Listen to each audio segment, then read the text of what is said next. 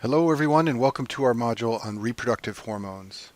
There are two classes of reproductive hormones. There are the estrogens, which are the female hormones, and the androgens, which are the male hormones. And these are important for development and function of the sex organs like the ovaries and the testes. They're also important at puberty for development of the secondary sexual characteristics. Shown on the screen are the chemical structures of the three important estrogens. At the top of the screen is the structure of estradiol, which is also sometimes called 17-beta estradiol.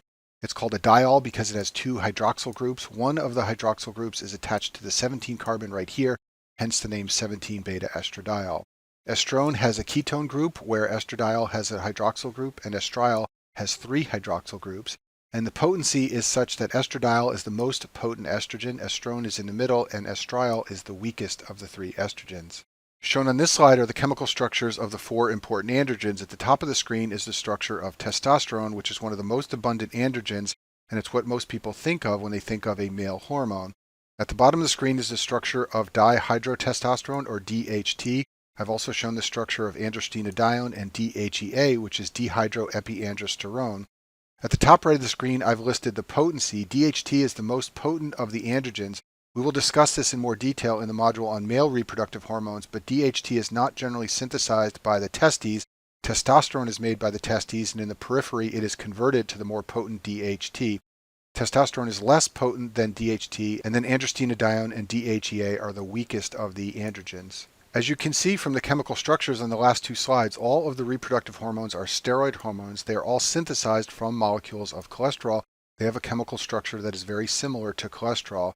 This means they are poorly soluble in plasma. They are made up mostly of carbons and hydrogens, and structures like that are poorly soluble in plasma. For this reason, they need help to be transported through the body, and they get that help from the sex hormone binding globulins, or the SHBGs. A smaller amount is carried by albumin, but most of the reproductive hormones are carried by the SHBGs. When they reach their target organs, they cross the lipid bilayer of cells easily because they are lipid soluble, and they bind to intracellular receptors to exert their effects. Let's talk in more detail about the sex hormone binding globulins. These are glycoproteins that are produced in the liver, and they bind both androgens and estrogens, but it's very high yield to remember that they bind androgens more than estrogens, and I've shown this at the bottom side of the screen here with the A that is much bigger than the E. The fact that sex hormone binding globulins bind androgens more than estrogens has an important clinical consequence called estrogen amplification. It is the free hormones, not the hormones bound to sex hormone binding globulin, that exert the clinical effects. When you increase the amount of sex hormone binding globulins in the plasma, this will lower the amount of free androgens and estrogens. However, it will have more effect on androgens because sex hormone binding globulins preferentially bind androgens. This will increase the ratio of free estrogens to androgens and thus amplify the estrogen effects. To make this more clear, let's look at this illustration I've made at the bottom of the screen. Imagine in a situation shown on the left, we have low levels of sex hormone binding globulin. We'll have some androgens and some estrogens thus bound to sex hormone binding globulins, and there will be more androgens bound than estrogens. We will also have some androgens and estrogens that are free, but in this example, I've shown equal amounts of free androgens and estrogens. Now imagine that we move to a scenario where we have a high level of sex hormone binding globulins. We will therefore bind more androgens and estrogens. However, relatively more androgens will get pulled from the free compartment than estrogens. This means what's left behind in the free compartment will be a relative excess of estrogens to androgens. In other words, we no longer have the equal amounts that I showed in the prior example. We now have a greater ratio of free estrogens to androgens, and thus we have amplification of the effects of estrogens in the setting of high sex hormone binding globulins. You can see these effects clinically in a number of situations. You can have an increase in the amount of sex hormone binding globulins if you administer exogenous estrogens, for example, in women who are taking oral contraceptive pills. You can also see a rise in the sex hormone binding globulin level in hyperthyroidism. In both of these instances, you can see an amplification of the estrogen effects because the amount of free estrogen relative to androgen will become increased due to the rise in sex hormone binding globulins. This can potentially cause gynecomastia in men from the excess of estrogen effect. You can have a decrease in the amount of sex hormone binding globulins if you administer exogenous androgens, such as in men who take testosterone supplements. You can also see a lowering of sex hormone binding globulin levels in hypothyroidism and in nephrotic syndrome because the proteins are lost in the urine. This can potentially increase the androgen effects because when you lower the amount of sex hormone binding globulin, you increase the ratio of androgens to estrogen that are available freely to exert their effects, and this can potentially cause hirsutism in women from excess androgen effects. Another case where this plays a role is in cirrhosis. In cirrhosis, it is well described that there are increased effects of estrogens. Men can develop gynecomastia. Spider nevi and palmar erythema are two skin findings believed to result from high estrogen effects, and men can also develop testicular atrophy and impotence. In cirrhosis, there is altered metabolism and excretion of estrogens, and this leads to high estrogen levels. As we just described, estrogen can promote the production of sex hormone binding globulins from the liver.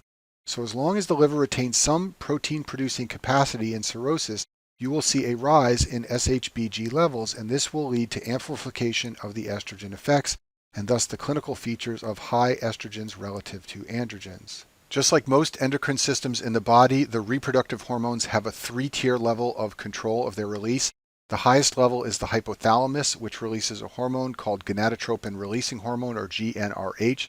This stimulates the pituitary gland to produce the two gonadotropins, which are follicle-stimulating hormone and luteinizing hormone. These hormones then act on the testes and the ovaries, which secrete androgens and estrogens that feed back on the pituitary and the hypothalamus, as I've shown in this picture. The pituitary hormones FSH and LH are responsible for many of the changes seen in puberty. The levels of these two hormones are low before puberty, but they rise at puberty in boys and girls, and this stimulates the typical changes seen in puberty. Let's talk in more detail about gonadotropin-releasing hormone, or GnRH. This is a peptide produced by the hypothalamus. It's a peptide, so it has a very different structure from the steroid hormones we were discussing earlier, and it's released in pulses. It's often described as being released in a pulsatile manner, and the frequency and the amplitude of these pulses varies, and when they change, this changes the amount of LH or FSH that is released from the pituitary. When GnRH reaches the pituitary gland, it stimulates the release of FSH and LH via a GQ protein system with an IP3 second messenger.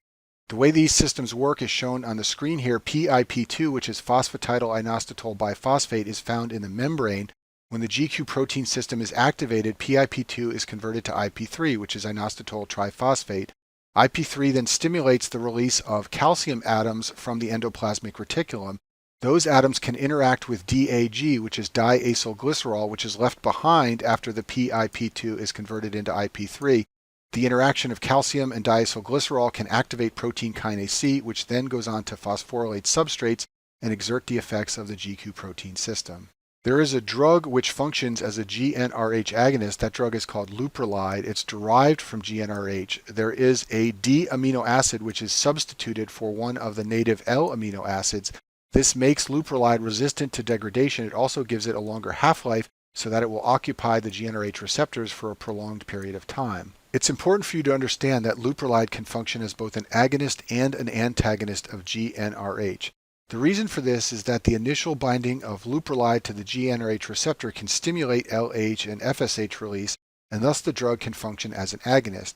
However, with chronic treatment, you will see a fall in LH and FSH levels. This is because there is a downregulation of the GnRH receptors from being chronically stimulated by Leuprolide. This leads to pituitary desensitization to GnRH. This can be used in women to suppress ovarian follicular growth and ovulation. This will lead to low levels of estradiol and progesterone, similar to what you see in menopause. It's like a chemical induction of menopause via the drug Leuprolide. There are a couple of clinical scenarios where Leuprolide can be used. The first is to administer Leuprolide in a pulsatile fashion. This is rarely done anymore. This is using Leuprolide as an agonist. It will stimulate LH and FSH release. To do this, you have to administer Leuprolide by an infusion pump. The dose varies every 90 minutes. And it's used to create an LH surge for ovulation in infertility. We now have better ways to treat infertility, and thus this pulsatile administration of Leuprolide, which is very cumbersome, is rarely done anymore. The other way to use Leuprolide is to administer the drug in a continuous manner for suppression of LH and FSH release. This is helpful in clinical situations where you want to lower the amount of androgens and estrogens being produced by the ovaries and testes.